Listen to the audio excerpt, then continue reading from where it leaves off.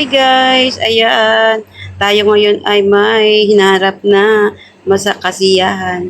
Ayan, nag-aayos yung aking bunso ng karosa at ayan ating mga picture ng ganap. Ayan, kami ng aking papasi ay naging hermano.